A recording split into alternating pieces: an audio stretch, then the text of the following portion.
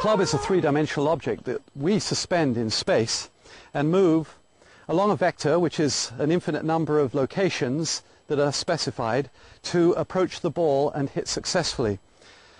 Both the club and, in fact, our arms and shoulders are part of a single unit. These are the swinging components.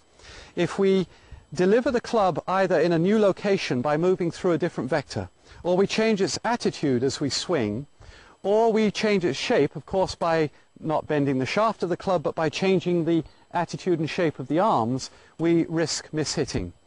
Maintenance of these qualities, these swing component qualities, is essential.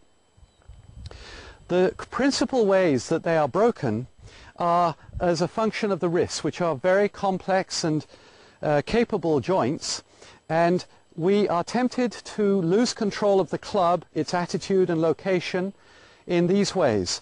The wrist is tempted to advance the club up the wheel rather more than it should. It's not the biggest of the errors here, but it can be a problem.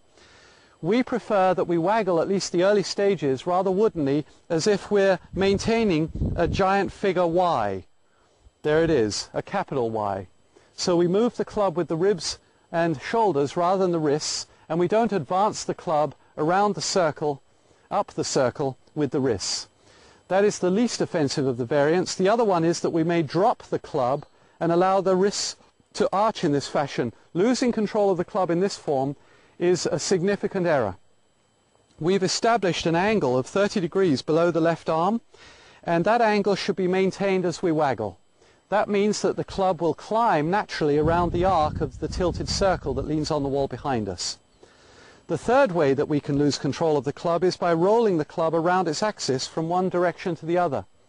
We want to establish the squareness of the club, and as we turn the shoulders and chest and move the club up that arc, it should remain aligned tangential to that arc. It should not close, which is turning to the left, and that would be more as if the club were climbing up a Ferris wheel, nor should it open, which means turning to the right, which would be more climbing around the perimeter of a carousel.